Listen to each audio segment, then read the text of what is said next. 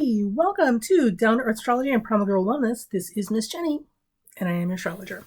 Today's video is one of potentially a series about Britney Spears. Your input and vote on what we should do next will be in the comment section. We'll talk about that at the end of the video. So I just wanted to say that this video has been prompted by my purchase and listening to the audio version of her book, The Woman Inside Me. Because there's so much hype and buzz and stuff, about this book. I broke down and finally had to listen to it for myself. Wow. It did not disappoint. It did not disappoint. I mean, separate from the salacious gossip parts, the most striking things about this was one, just the tremendous number of hardships and betrayals this poor child has had to go through growing up with people who are supposed to be looking out for her. And also how much incredible maturity and psychological growth and strength she exhibits, and grace that she exhibits when she talks about these things. So that naturally, of course, piqued my interest even more. And I said, wait a minute, what is this girl's astrology chart? What does that look like, right? So I, of course, had to pull the chart. And while I was doing that, I also pulled up the charts for her sister, for Kevin Federline, for Justin Timberlake. I was about to call him Bieber. Sam Ashgari. And I'm getting ready to pull up the charts for the mother and the father as well, too. And the sons. I even looked up the charts for the sons. So one of the challenges with dealing with public figures is that we only know what's presented to us. The thing about it is, the other side of that, the benefit is that in some cases, a lot of information that's very telling about the dynamics and relationships and any life events is also very public. So we are able to access that and compare it to the chart to see how these things play out and get a better understanding of them.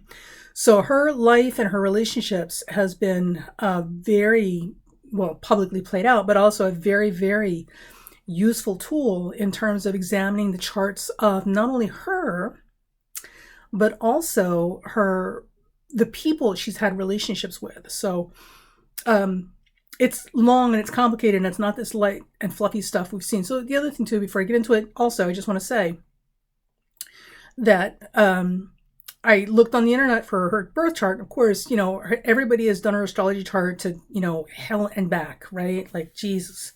And they're all pretty much saying the same things. There's not, anything new there. Your Venus is in Capricorn, therefore, blah, blah, blah. And whatever, chicken soup, right? It's this all same basic ingredients, completely different depending on who makes it. So I just want to warn you guys, this is not that kind of chart analysis, because I don't do that kind of chart analysis. So this is much more specific and in-depth. So with that, let's go ahead and get on with it, okay? So the first thing is, when we look at Britney Spears' chart, we see that she is Libra rising, right? And Libra rising is always going to make someone much more polished in presentation, much more, what is the word that I'm looking for? Much more pleasant to look at. When it comes to how we appear to the public at large, right? People are not in our immediate vicinity. You would look to the midheaven because that's your public appearance, your public presentation. So she has early Cancer on the midheaven. The moon is in Aquarius in the 5th house, ruling her midheaven, or her public persona, which makes complete sense. The reason I say this is because Aquarius is typically a photogenic sign. I don't know what it is about Aquarius, but when people have the sun, the moon, or the ascendant in Aquarius, they tend to be very photogenic, which she is. Her moon, ruling that midheaven of profession and public reputation, is in the 5th house of performance, and she is a natural performer. Obviously, this is what she does for a living. So I thought that was interesting. The moon, her moon in Aquarius, ruling that 10th house of public image and profession, also trines that Saturn in Libra in that 1st house. So that makes it much easier for her to be disciplined enough to stay the course to achieve success in these things. People think that success is determined by how talented or beautiful you are, or maybe even who you know, or how much money you have to support you. And I suppose in some cases that might be true. Because there's an actress, I don't remember her name. She's in the She plays the Joker's girlfriend in that movie Birds of Prey. She's a beautiful girl. She's a horrible actress, but she's a beautiful girl. Um, but she's very, very attractive. She's got a lot of money backing her, so they literally keep giving her these prime parts for her to practice her acting in until she gets better. So, I mean, there is something to say about having financial support or extreme amounts of beauty or talent. But as a general rule, the key to success in any profession is discipline, discipline, discipline. You need to have the discipline to do what's necessary when it needs to be done and not shirk off responsibilities or duties for the day. But you also need to have enough discipline and stick to it as tenacity to like stay the course, stay the course, stay the course, stay the course.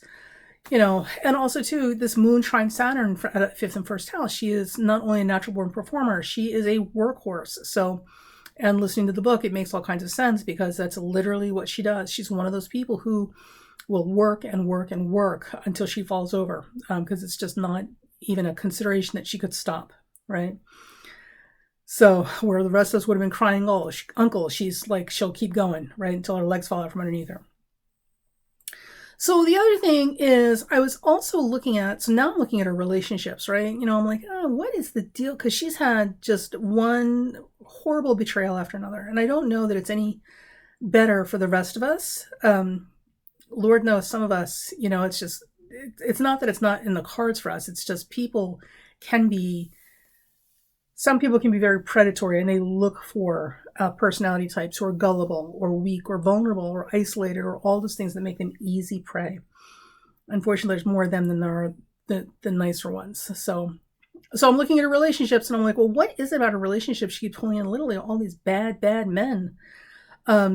And what's the first thing we see? This giant honking Mars square Neptune out of the 12th, right? So 7th house rules your relationships and other people and the people that you partner with, and also people that you have conflict with, open enemies. Her Mars sits in her 12th house in Virgo. So with that Mars in her 12th house, this means that her partners, there's a lot of karma or a lot of karmic debts that are being paid here or things are being played out. And it's not necessarily that she's done something wrong, that she's deserving this, as much as those relationships and those people in it. Remember, those people also have a choice about how they choose to engage with her. And so she may, in this lifetime, without realizing it, be giving them a chance to rise to their higher nature, which so far everybody's failed. But in either event, there's a lot of deep psychological and spiritual payoffs that are happening in these relationships. Now, the other thing too, with Mars in that 12th house, just for those of you who carry Mars in the 12th house, that rule your 7th, one of the challenges is that she will often and consistently attract people who will gaslight her. So the 12th house is the house of gaslighting, if you didn't know. And Mars in Virgo is very, very good at that. So with Mars and Virgo in the 12th ruling her 7th house of partnerships, she's going to pull in a lot of people who are very good at manipulating her and making her think she's crazy. This is not to say that she's not batshit crazy, but it is to say that she may not be nearly as bad as people make her out to be, and she may not nearly be as bad if people had not interfered, with her mental health processes. The thing that I wanted to mention also too is, looking at her chart and her life history, she's a classic example of how vulnerable and people with mental health issues are, how dynamic mental health is. It's not a static thing. Like you can be born fine, be great all your life, have a couple of traumatic, tragic incidents, and completely lose your marbles for the rest of your life. Because mental health is dynamic. It's not static, okay? Except in rare cases where there's some type of chemical imbalance. Even then, you could be fine and functional until something really awful triggers it, and then you lose your grip. So she is a classic example of what happens when people who are struggling with fragile mental health, are dealing with people who are more than happy to push all the wrong buttons to make them even crazier than they actually are. So there is some of that going on too. And with Mars squaring Neptune like that, again, gaslighting, gaslighting, gaslighting. She's not, in this lifetime, she's not blessed, like some people are blessed, with normal, healthy relationships with good people. I mean, at best, maybe at some point in her life, she'll be able to get involved with somebody who's spiritually inclined and eschews the material world and doesn't need any of that. But that's, you know, given the small circles she runs in, that's going to be very difficult to find. So, but it is there, and that is unfortunate. Now, her Mars and Venus are in trine. She has Venus in 25 Cap, and Venus is 25 Cap, Mars is 23 Virgo. So she's attracted to hard workers because she herself is a hard worker. She understands hard work. She understands discipline. She understands, needing to be, navigate the material world. You can't live on, lollipops and roses. And she gets that. So she's always going to be attracted to people who are either in her industry or profession, who understand the nature of the hard work involved and are not going to interfere with that on her end because she needs to work. Mars and Virgo. Or she's going to find herself getting involved with typically business people or people who are business oriented. So far, it's been a lot of calculating people, which is also a business skill, but not actual business people. So that's been a bit of a problem. Oy. So some other things too, if we look at the chart and you're looking for, so now some of us are like, well, wait a minute, where's all this money coming from? Money! Because she did have a very meteoric rise to fame and success, and she is a money maker. So with that, if you look at the first house, she has Pluto near the second house. She has Jupiter and Scorpio in the second house, right on that cusp. So in this lifetime, no matter what she did, she would have made money through her sexuality or the appearance of her sexuality. So if she did not become a pop music singer, she could easily become an erotic performance artist. Or she could have been, well, a politician. I mean, they're prostitutes too. And with Pluto there in that first house, Pluto makes her a magnet or projection screen for other people. So for those of you who walk around with Pluto in your first house, you should know that you're not crazy, and people will often project their crap. I don't know any other way to say it. They will project their crap onto you. So whatever their suppressed, repressed, hidden, weirdo stuff is, you will become the big blank projection screen that they're going to see it in, right? So this can be very good if you want to be a cult leader or a religious leader or something where you need to be the icon and symbol of something for other people, and you're embracing that. But for the rest of you, just trying to go about life, pay your bills, get through the day, go home, have a peaceful existence, this can be a little more challenging. Now, with her Pluto, because that's the other thing too. Her Pluto is squaring her Venus. So now remember, her Venus is already challenged. Or I'm sorry, it's not challenged. Her Venus is in trine to Mars, right? So she already pulls in more calculated personalities, right? Business people. And business is fine if it's in business, not in your bedroom. And Venus square Pluto is going to not galvanize. Venus and Pluto is going to blow up, expand in a big way, and make you a magnet for money, right? And with Pluto near that second house, she and Jupiter in that second house, Jupiter's in Scorpio disposited by Pluto in that first, she has the capacity to pull in a lot of money. And with Pluto is conjunct the fixed star Arcturus, which also promises wealth in this lifetime. Of course, the problem is there's a lot of over-sexualization and a lot of exaggerated projection of people's stuff onto this particular individual, which she talks about a lot in her book, whether she realizes it or not. So it's all there. There's a lot of self-awareness in this book. I was really, really impressed. And what else? Right. So yeah, we're at 14 minutes. So I'm going to keep this really brief, and then I'm going to ask you guys questions. So now the other thing, she's got a loaded third house. The third house is the house of communication, right? The things that we express, we share with words with other people. And for her, obviously, she's a musician, right? And a songwriter.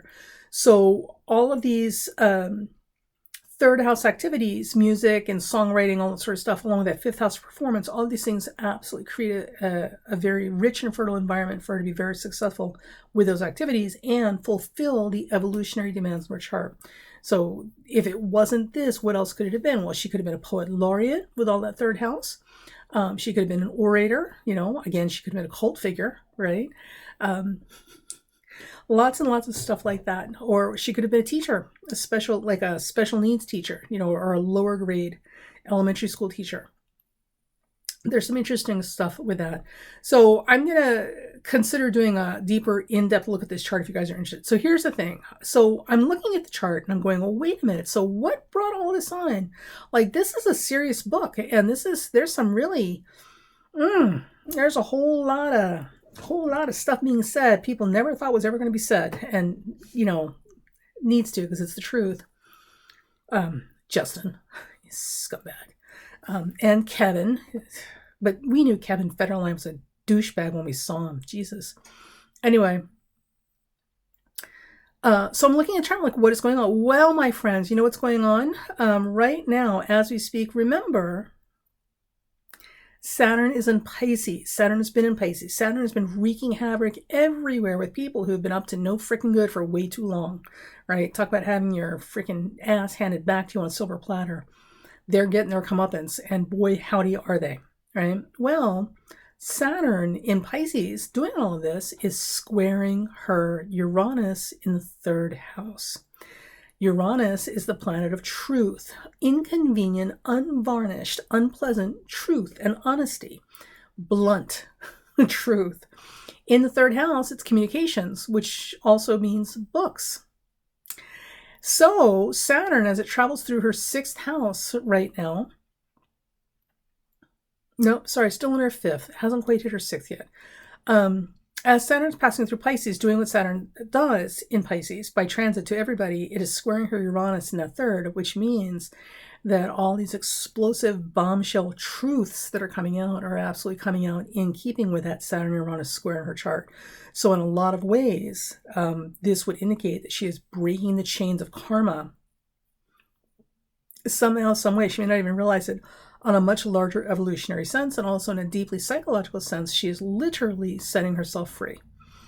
So, wow, big stuff. I thought this was interesting.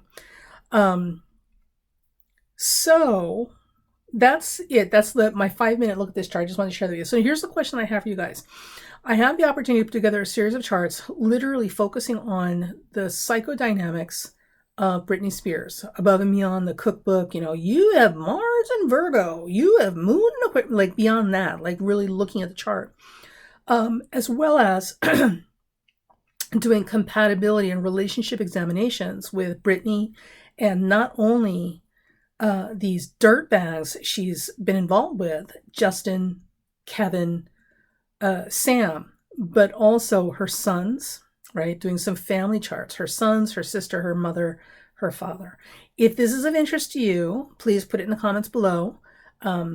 Which parts of these, or which individuals, which types of relationships you'd be interested in us doing a deeper dive in, and we will do that as well. I was going to do the chart of Netanyahu, who is a monster. Netanyahu is a monster. He has no allies or supporters. He has enablers. Netanyahu is a damn monster.